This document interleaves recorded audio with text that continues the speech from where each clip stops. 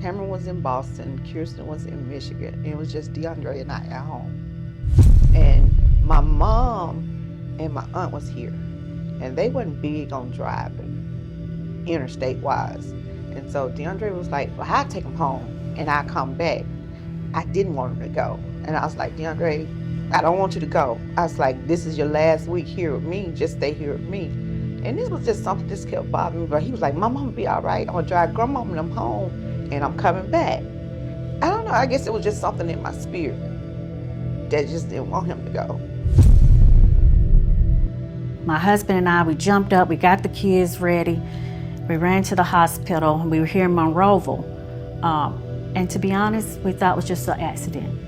But by the time we heard it, they were supposed to be self-flighting. And then what was so bad about that night, you all, it was so foggy, they couldn't even self-flight it.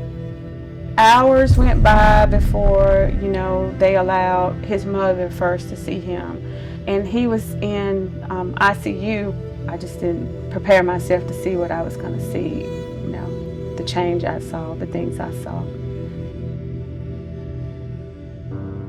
This is his baby picture. Oh, he was just so jolly. Put my baby up. He always didn't do nothing but laugh. When Deandre walked in the room, he lit up the whole room. He always had this smile on his face. And his character always, it spoke for itself. Every obstacle or everything that was put in front of him, he met that and went above. He was a very intelligent man with good character. Don't let your circumstances dictate your future.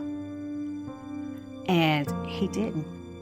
He was actually the young man that I think that all his friends, the guys, looked up to. Deandre, he was like that older one that we always looked up to. He kind of like set the foundation. When you have a young man like that who conducts himself in the way that he did, it spills over to others. It really impacted me when he told me, don't afraid to be myself. When Deandre passed away, I want to say maybe a year or two later, they actually dedicated a stretch of the highway after him. That lets you know how his classmates, that was not family, that was his classmates that came together to do this. After losing a parent in particular, or a child, studies have shown that one's brain activity, one's brain growth, one's brain processing has some deficits. So today we may say, oh, my relative or my loved one or this person I care about, they passed, they had this terminal illness. And then 6 months from now, it's, I can't believe they're gone. I'm still actually coming to terms with everything. I just want to accept it for some reason. You still think about the gentlemen or the young men today that were friends with him. And I even look on his page when it comes up to the anniversary of his birthday, that I can tell how they're still saying, we miss you, we need you here.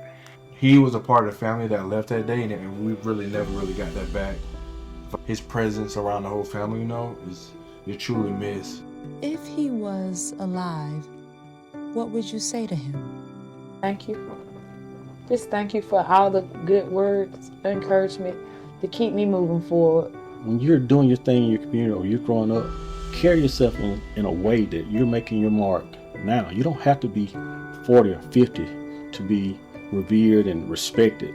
Be that person that if your candle burns out before the end, what did you do while you were here?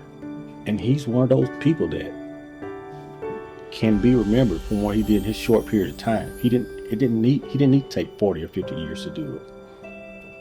His legacy is that it's apparent he carried himself in a manner that people want to still recognize.